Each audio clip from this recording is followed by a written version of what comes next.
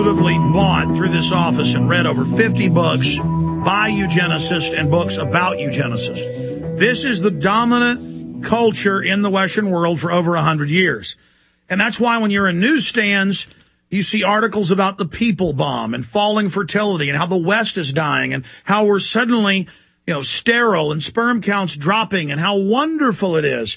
Like in this Economist this month, it says, falling fertility, how the population problem is solving itself. Fertility is falling astonishingly fast, and that's bringing big benefits.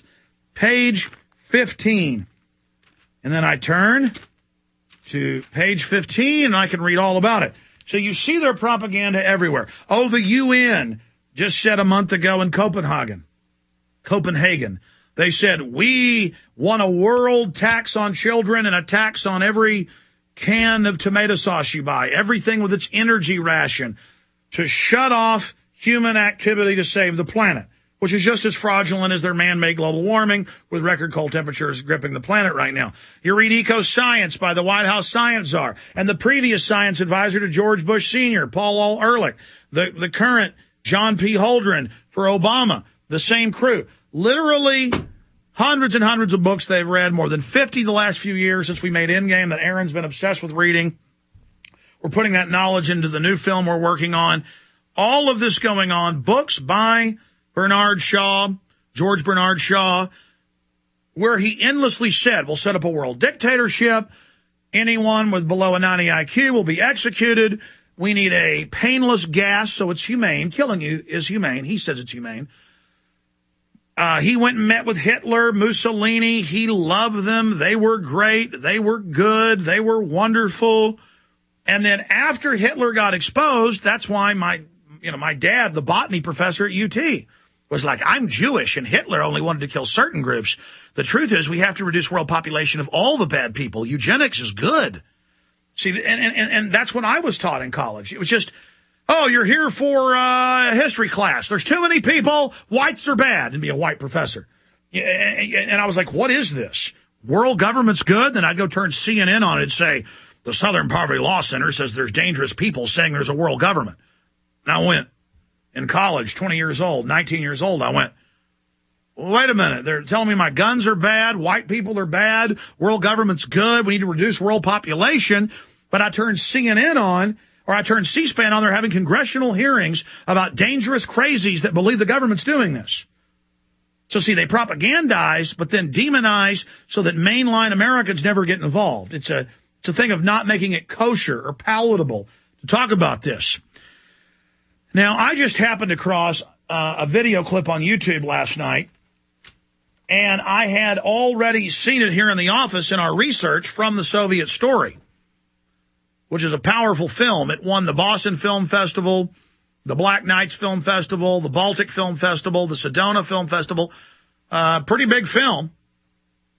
And it's the Soviet story, and it completely exposes how the Soviets and the Nazis were the same, worked for the same people, all run by leftist eugenicists who worshipped Hitler. I mean, I have to see Margaret Sanger all the time in Newsweek and Time as a Wonderful Woman. She was Time Magazine of the Year. She was the 100 most important women in the last century in 2000.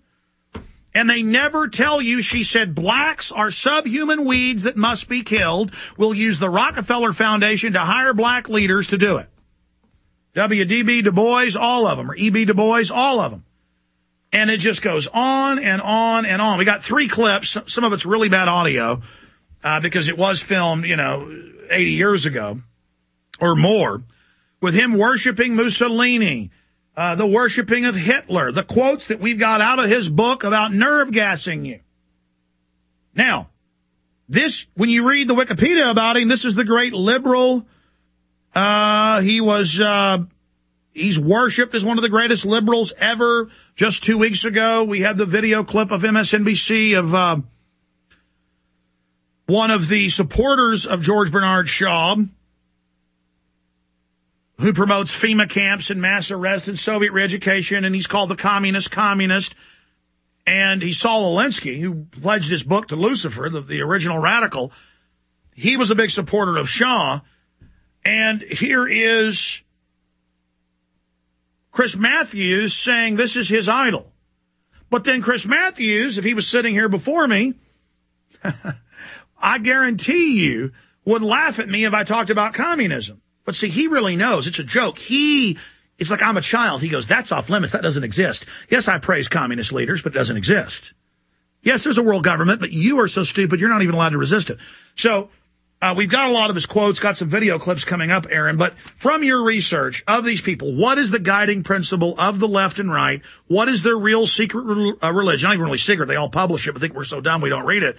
And who is George Bernard Shaw? George Bernard Shaw believes in eugenics as a religion. There's a quote with those words, just as Francis Galton said the same thing. And the shocking thing for me that I didn't know before I started working here was that all the stuff the Nazis did was from, England and the United States through all these eugenicists before that. And it just fits right in with the whole socialism and collectivism thing. They want to control everything from birth to everything you're allowed to eat and have. They want to control all of society. This is a religion of chicken-necked pervert control freaks. But they're always perverts, they're always control freaks, and all they talk about is killing people. But Bernard Shaw personally, when he was growing up, identified with Mephistopheles from Faust, which is the devil character. He believed he looked like him, and he praised Nietzsche. He was obsessed with Nietzsche's Superman comic. And he liked Lenin, and Lenin thought he was the devil and tried to do his beard like the devil. Yeah, so they're devils. They're psychopaths that get your government and kill you. And they believe in every form and fashion that they're the elite class and that the rest of us are expendable and should be eliminated. But really, we're just not psychopath control freaks craving power like them. Oh, yeah, they want the power back. I mean, these people are terrible. But see, that's the point I made in an earlier hour, is that if you look at the Aztecs, if you look at the Mayans, if you look at the Germanic and Druidic tribes of Europe, if you look at the Romans, if you look at the Greeks, that's not popularly taught, but many Greek tribes had human sacrifice. If you look at the Babylonians, the Egyptians, every culture, the ancient Chinese, they all had human sacrifice, and the priest class would demand the best-looking maiden. A lot of times they would demand the prince or even the king.